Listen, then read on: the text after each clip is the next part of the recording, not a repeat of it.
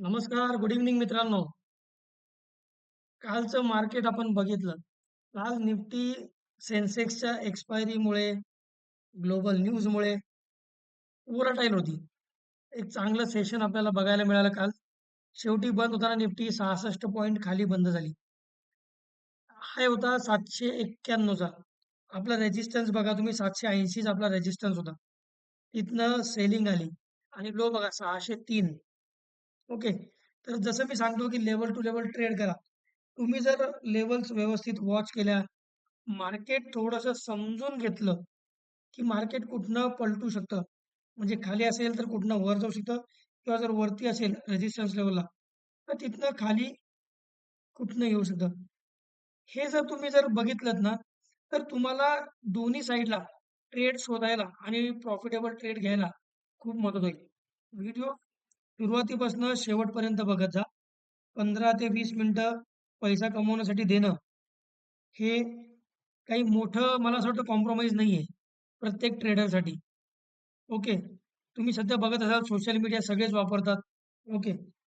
बघा तुम्ही एखादा गिग वर्कर असेल म्हणजे डिलिव्हरी बॉय असेल, तो त्याचं काम 15 तास करतो. 15 तास तो गाडीवर सतत फिरत असतो. पेट्रोलचा वगैरे सगळा खर्च जाऊन त्याला ₹700 ते ₹800 उरतात. इथे जर तुम्ही 20 मिनिटं डेडिकेशननी जर आपला हा व्हिडिओ बघितला, तर जास्त नाही सांगत मी तुम्हाला, अर्धा ते 1 तासामध्ये तुम्ही ₹1000 तर नक्कीच कमवू शकता. तर वेळेची व्हॅल्यू करा मित्रांनो, वेळेची व्हॅल्यू. पैशाची किंमत तर आपण करतोच, ट्रेडर आहे आपण पैशाची किंमत करतोच. काही ट्रेडर करत नसतील कदाचित, पण वेळेची किंमत करा. जो व्यक्ती ₹800 कमवण्यासाठी 15 तास देतो आणि तुम्ही 1 तासामध्ये जर कमवतायत ₹800 तर वेळेची किंमत करा मित्रांनो. 14 तास तुम्हाला भेटतायत एक्स्ट्रा वेळेची किंमत. तर चला बघूया आपण, की काल आपल्या मार्केटने काय केलं? काय कसं राहिलं? ग्लोबल मार्केट काय म्हणतंय? एफ-आय-एस, जी-आय-एसची ॲक्टिव्हिटी काय होती? काय न्यूज आहेत? इराणला घेऊन, आपल्या ट्रेड डीलला घेऊन, सुप्रीम कोर्ट अमेरिकेचं जे निर्णय देणार होतं ट्रम्पच्या टेरिफ रुलिंगवरती, त्याचं काय झालं ते बघूया. ब्रॉडर मार्केटने काय आपल्याला संकेत दिलाय. सेक्टोरल इंडायसेस काय म्हणतायत. सगळं आपण बघू. टॉप गेनर्स, टॉप लुजर्स बघूया. ओके. त्यानंतर यूएसचा काही महत्त्वाचा डेटा आज येणार होता का? ते आपण चेक करूया. त्याचा उद्या आपल्याला काय इम्पॅक्ट बघायला मिळेल ते सुद्धा बघूया. तर चला व्हिडिओला सुरुवात करूया मित्रांनो. शेवटपर्यंत नक्की राहा. माझा परिचय करून देतो. माझं नाव मयूर आहे. मी गेल्या 10 वर्षापासून स्टॉक मार्केटमध्ये काम करतो. ट्रेडर सुद्धा आहे. ट्रेनिंग सुद्धा देतो. शिकवतो सुद्धा.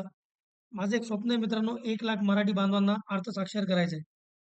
कारण स्टॉक मार्केटमधनं पैसा कमवता येतो. फक्त तुम्हाला अभ्यास करणं फार महत्त्वाचं आहे. अभ्यास केल्याशिवाय तुम्हाला मार्केट येणारच नाही. कारण आपल्याला जर 15,000ची नोकरी करायची आहे मित्रांनो, तर आपण ग्रॅज्युएशनपर्यंत शिक्षण घेतो. म्हणजे 15वी पर्यंत. त्यानंतर आपल्याला 15 आणि ₹20,000 ची नोकरी लागते. जर स्टॉक मार्केटमध्ये आपल्याला 15 ते ₹20,000 महिन्याला कमवायचे, तर आपल्याला कमीत कमी 1 वर्ष तरी डेडिकेशननी द्यावं लागेल. ओके. 2 महिन्याचा, 3 महिन्याचा कोर्स केल्यानंतर आपल्याला मार्केट काय आहे हे कळतं. ओके. त्यानंतर आपण ज्यावेळी त्याच्यामध्ये प्रॅक्टिकल करून बघतो, थिअरीसोबत प्रॅक्टिकल पण महत्त्वाचं आहे. तर यांची सगळ्यांची जोड, तुमची बुद्धिमत्ता, तुम्ही त्या बुद्धिमत्तेचा वापर कसा करता, त्याच्यावरती तुमचा पैसा कमवणं हे ठरलेलं आहे. तर चला बघूया आपण की निफ्टी काय म्हणते? काय तिने निफ्टीने काल काय केलं कालच्या सेशनमध्ये? बघा आता जर बघायचं झालं तर निफ्टीची रेंज कालची 200 पॉइंटची होती. हाय होता 25,791 लो होता 25,603. एक्झॅक्ट परवाचा लो आहे. ओके. 600 चा लो वाचवणं सध्या आपल्याला गरजेचं आहे. आता ॲडव्हान्स डिक्लाइन रेशो जर आपण बघितला, तर 1,567 कंपन्या या वाढत होत्या आणि 1,559 कंपन्या पडत होत्या. म्हणजे 1:1 होतं. ओके.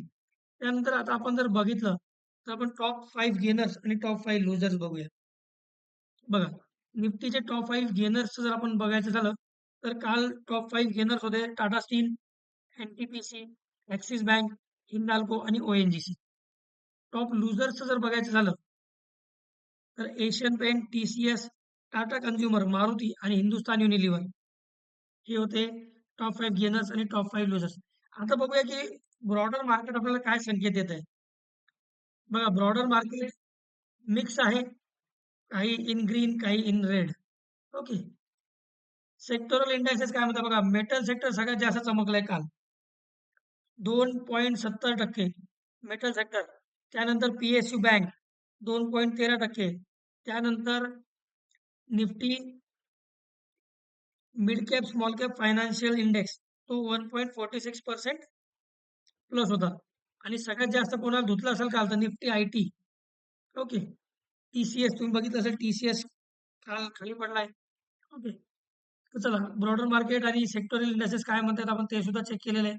आता बघूया की FIS, DIS ने काय ऍक्टिव्हिटी केली आहे. बघा, काल 14 जानेवारी होती, संक्रांत होती. ओके. तर काल FIS नी कॅश मार्केटमध्ये 4,781 करोड रुपयांचा माल विकलेला आहे. त्यांची सेलिंग थांबत नाहीये. जवळ-जवळ त्यांनी या जानेवारी महिन्यामध्ये म्हणजे कालपर्यंतच्या ट्रेडिंग सेशनमध्ये 21,700 करोड रुपयांचा माल त्यांनी विकलाय कॅशमध्ये. आणि DISनी काल कॅशमध्ये 5,217 करोडची बाईंग केली. F&Oचे काही आकडे आहेत का ते बघून घेऊ आपण. F&Oमध्ये बघा, इंडेक्समध्ये इंडेक्स फ्युचर 231 करोड रुपयाचा FISने विकलेला आहे. आणि स्टॉक ऑप्शन इंडेक्स ऑप्शन त्यांनी जवळजवळ 5,011 करोड रुपयांचे इंडेक्स ऑप्शन विकलेले आहेत. स्टॉक फ्युचरमध्ये त्यांनी 392 करोड रुपयांची खरेदी केलेली आहे काल. आणि स्टॉक ऑप्शनमध्ये पण त्यांनी 858 करोड रुपयांची खरेदी केलेली आहे. ओके. चला आता बघूया, सुप्रीम कोर्ट, युएसचं सुप्रीम कोर्ट जे निर्णय देणार होतं की ट्रम्प जे ग्लोबली टेरिफ लावतायत, तर त्यांना ते लावू द्यायला पाहिजे की नाही पाहिजे. ओके. तर बघा, काल सुद्धा तिथल्या सुप्रीम कोर्टने युएसच्या ती सुनावणी जी आहे ती पुढे ढकलली आहे. त्यांनी स्किप केलंय ते. त्यांनी आणखीन एक सुनावणी केलेली नाहीये. ओके. तर आता बघूया की काय तिथल्या सुप्रीम कोर्टाचा निर्णय होतो. कारण तुम्हाला माहिती आहे, युएसचं काय चालू आहे, व्हेनेझुएलाचा मुद्दा झाला, त्याच्यानंतर ग्रीनलँडचा. ओके. त्याच्यानंतर आता इराण सोबत त्यांचं मॅटर चालू आहे. ओके. जिओपॉलिटिकल जे आहे ना, युएसच्या न्यूज कॉन्फ्लिक्ट चालू आहेत युएसचे बऱ्याच देशांसोबत. डोनाल्ड ट्रम्पचे जे काही स्टेटमेंट होते ते मी तुम्हाला शॉर्ट व्हिडिओमध्ये सांगितलेलं आहे. ओके. तर बघूया त्या आता या जिओपॉलिटिकल कन्सर्नमध्ये आपलं मार्केट कसं रिएक्ट करतं ते सुद्धा आपण चेक करूया. ओके. ही होती सुप्रीम कोर्टची न्यूज टेरिफला घेऊन. आता आणखीन एक न्यूज आली आहे की भारताच्या भारताची जी मिनिस्ट्री आहे किंवा भारताचे जे अधिकारी आहेत, त्यांनी सांगितलं की युएस सोबत फेअर ट्रेड डील किंवा टॅरिफला घेऊन चर्चा चालू आहे. काहीतरी लवकरच त्याच्यामध्ये आपल्याला सोल्युशन मिळेल. ओके. त्यानंतर बघूया आता, हे बघा, इराण युएस लाईव्ह.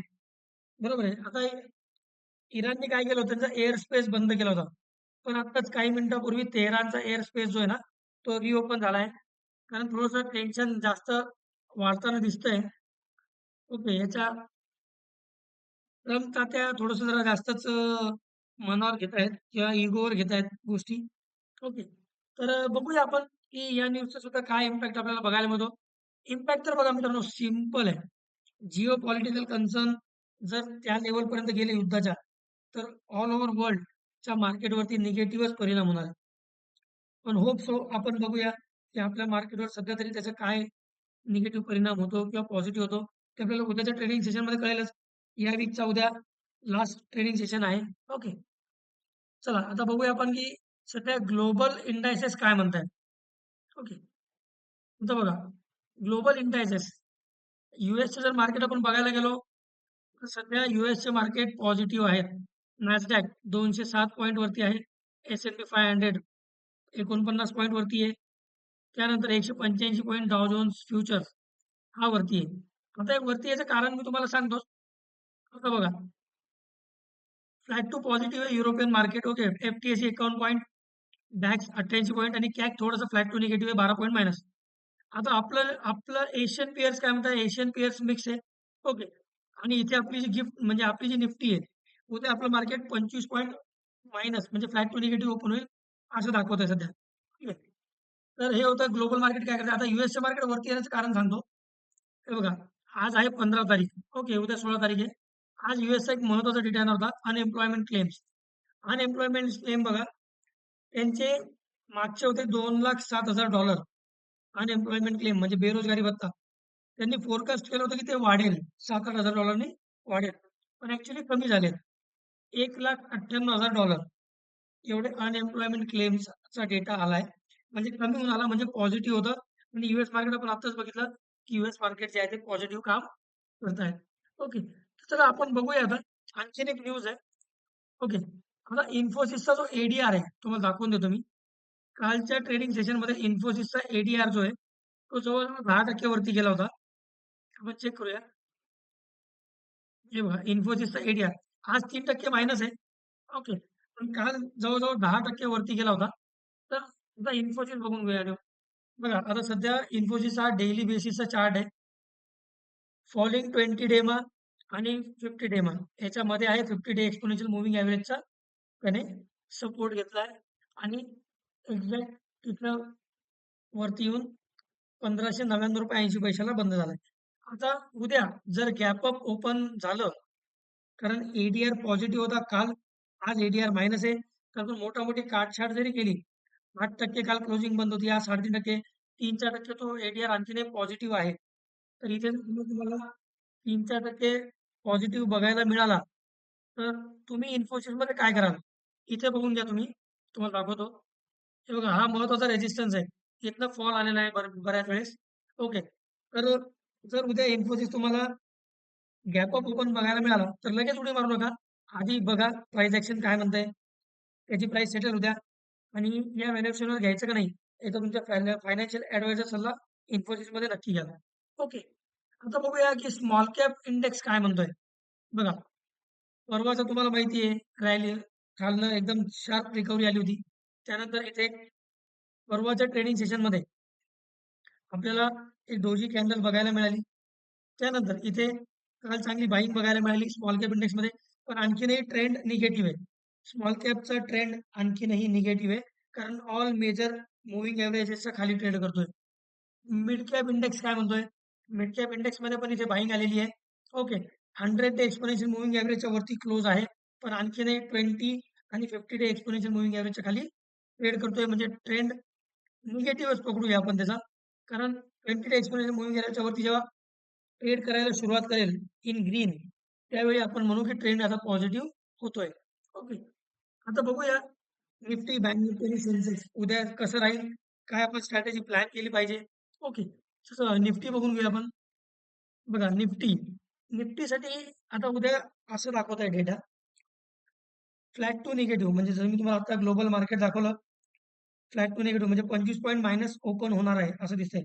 पण काल संध्याकाळी आपलं जे मार्केट आहे ते जवळ-जवळ 130 पॉइंट गॅप अप ओपन होईल असं दाखवत होतं. पण हाच आपण जर समजा तो डेटा आपण जर मॅच केला, प्लस मायनस जर केला, तर डेटा असं सांगतोय की उद्या आपलं मार्केट जवळ-जवळ 70 ते 100 पॉइंट गॅप अप ओपन होऊ शकतं, असं दाखवतंय. ओके. तर तुम्ही एकदम जर मोठा गॅप अप झाला, तर आपल्या रेझिस्टन्स लेव्हल मार्क करा. तिथे जर तुम्हाला प्राइस रिजेक्ट होताना दिसली, तर तुम्ही सेल ट्रेड प्लॅन करू शकता with stop loss. Stop loss नक्की लावा मित्रांनो. चला निफ्टीला उद्या पहिला सपोर्ट 25,730. तर जरी 100 पॉइंट गॅप अप ओपन झाली, पण हे जे आपण सपोर्ट रेजिस्टन्स मार्क करतो, हे ऑप्शन चेननुसार असतात मित्रांनो. ओके. तर मी नेहमी सांगतो, की गॅप अप किंवा गॅप डाउन ओपन झालं तर एकदम जर मोठं गॅप अप, गॅप डाउन असेल, तर उडी मारू नका. मार्केट सेटल होऊ द्या. पहिला रेजिस्टन्स निफ्टीला 25,730 तो ब्रेक करून होल्ड केला, तर 25,790 पर्यंत तुम्हाला निफ्टी जाताना दिसेल. पहिला सपोर्ट निफ्टीला. पहिला सपोर्ट बघा निफ्टीला 25,624. आता 25,624 काय आहे? 100 डे एक्सपोनेन्शियल मूव्हिंग एव्हरेज आहे. ओके. मेजर सपोर्ट आहे लक्ष ठेवा. तो जर खाली तोडला तर 25,570 पर्यंत तुम्हाला निफ्टी येताना दिसू शकतं. बँक निफ्टीमध्ये काय लेव्हल्स आहेत? बघा bank Nifty 20 day exponential moving एव्हरेजच्या खालीच सॉरी वरती बंद झालेली आहे. Okay. 20 day exponential moving average जो प्लेस आहे तो 59,499 म्हणजे 500 पकडा. ओके. पहिला सपोर्ट आपला बँक निफ्टीला 59,430. तो जर ब्रेक केला तर खाली तुम्हाला 59,300 पर्यंत बँक निफ्टी येताना दिसेल. पहिला रेजिस्टन्स बँक निफ्टीला 59,680. तो क्रॉस करून होल्ड केलं तर 59,800 पर्यंत तुम्हाला बँक निफ्टी जाताना दिसू शकतं. ओके. गॅप अप ओपन झाल्यानंतर बाय ट्रेड शोधण्याआधी मार्केट सेटल उद्या, बँक निफ्टी सेटल उद्या आणि मग ट्रेड प्लॅन करा. सेन्सेक्स काय म्हणताय? Out of syllabus. मी नेहमी सांगतो Sensex out of syllabus. Okay. आता सेन्सेक्स मध्ये बघूया आपण. Just a minute. सेन्सेक्स काय म्हणताय? सेन्सेक्स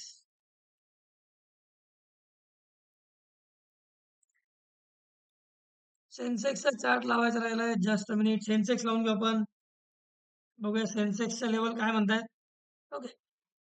बघा सेन्सेक्स आउट ऑफ सिलेबस याच्यामुळे म्हणतो मी याला नेहमी, की सेन्सेक्सचा मूव पकडणं थोडंसं अवघड आहे. ओके.